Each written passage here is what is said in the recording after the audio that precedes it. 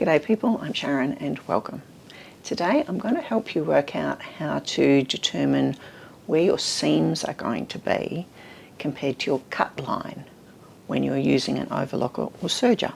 On the foot of my machine I've actually got two little raised bits that are supposed to equate to where the needles go.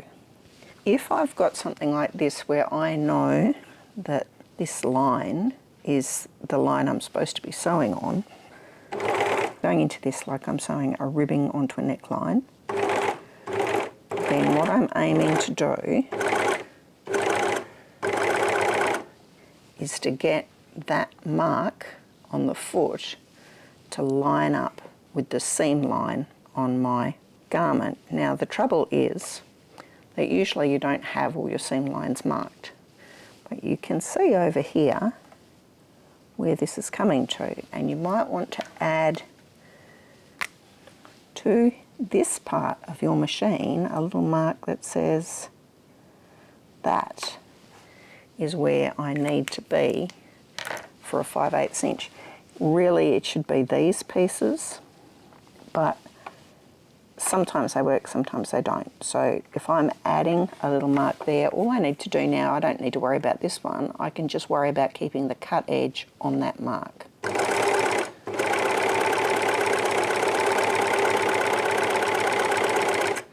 And hopefully when we get through, my left needle, which I've got a darker thread in, will be pretty much on that. And you can see there it's pretty close. So I've given myself a better mark on the machine for 5/8 of an inch. But have I really got that dot in the right place? Well, that depends how you look at it. When I am cutting clothing out, I'm not really perfectly accurate.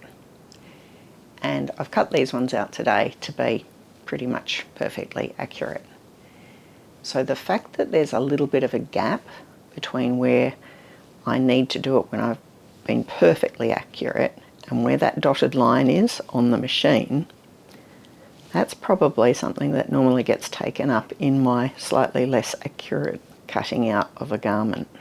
In most cases, most of the time, I'm going to be happy to be running the cut edge where those dots are.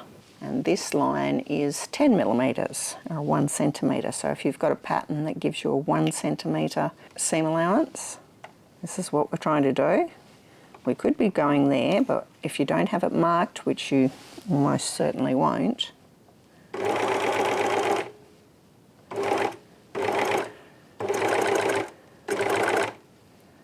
this one is pretty close to having the cut edge on the edge of that entire guide. So now that's what I need to be watching, the cut edge against that. I'll get that out the way, so I'm not using that. And once again, you can see it's pretty close, that blue line that I'd drawn to the line that I sewed. So when I've got a 1 centimeter seam allowance, that's what's going to get cut off, which is about 4 mils. When I'm sewing with a whatever seam allowance, what I tend to do, if it's the 1.5 centimeter or 5/8 of an inch, I will use that dotted line. With the other sizes, I tend to work out about how much am I needing to cut off. It's hard when it's a very wide thing to see how much you're cutting off, but when you get down to these narrower ones, that width of the bit that I've started to cut off, I just try and keep that consistent. So if it looks like it's 3 or 4 mils, then I try and keep it at 3 and 4 mils. And that's really the way that I do a lot of my sewing. So a lot of closer things, I won't be looking at the dotted lines. I will be looking at, oh, I'm cutting that much off. Keep consistent on that. When I've got a 1.5 centimetre or 5/8 inch seam allowance, this is how much the machine is going to have to cut off. When I'm doing a 1 centimetre seam allowance, this is about how much the machine is going to take off. Now the next one I'm going to try is for a 6 millimetre seam allowance. Now, a 6mm is about 1/4 of an inch. So let's see what we can achieve here.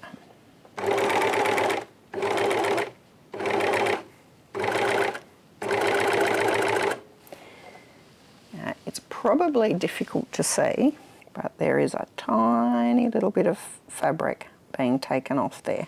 Your machine is intended to cut fabric off. That's part of the process of what an overlocker or serger does. So running your fabric inside where the knife is not actually doing your machine any favours. It's going to give you usually a less pleasant looking seam because you'll have bits inside those loops that can fray. It's meant to cut it off and then firmly enclose the edge. The only time that the blade is likely to get damaged is if you run over a pin or something like that. Fabric doesn't damage your blade. The only time I would cut off fabric and run it inside the blade is with really, really thick stuff. So for example, if I was doing something on a seam of denim and I had 4 or 6 layers of denim, and it's not the blade that's the problem, it's the motor of the machine is going to have trouble pulling the blade through all those layers of fabric. We want the blade to be engaging with the fabric, on the fabric. That's part of how these machines work. The mark is about right. And the tiniest little bit of fabric is being taken off. So there's a tiny little bit of fabric, and in some instances I may have gone very slightly too far inside it, but you can take a tiny, tiny bit off. I'm going to show you a 6mm seam now on a fabric that is a very lightweight, very stretchy cotton single knit. These sorts of fabrics, when you pull on them, they want to roll around the edges. And I'll show you why you really want to cut things off as you're sewing a 6mm seam. I have got it just caught into the needle, and I'm trying to keep where it's trying to curl at the bottom, I'm keeping that just over the edge of the overlocker, so that's stopping it from curling too much, and bringing the top up to meet it and letting it cut off about 1/8 of an inch. I'm going to show you now what it does if I don't have it cutting anything off. I'll just get these bits together and I'll do it without it having anything to cut off.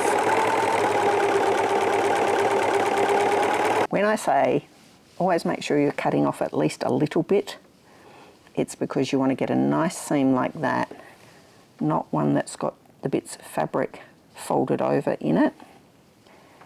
It will look much nicer, and it also gives you a cleaner finish. The blade actually stops that top fabric from curling, and depending on the situation, if the blade has caught things or there's a bit of strange stuff going on, you end up with bits poking out and all sorts of stuff. So having the blade engaged when you're doing a 6mm seam and making sure you just catch the edge of it will give you better seams than if you try and run the fabric along the inside of the blade. Gives a much nicer seam, and that's what it's intended to do, to stop these bits curling around and to make certain that the threads are coming together where the two pieces of fabric come together. I've checked, and in addition to my Janome and Hobbylock and Babylock machines, it appears that the vast majority of other overlockers or sergers also have the 5/8 of an inch seam marked on the machine. We are really intended to use that cutter. Hope you've learned something today, and I shall see you next time.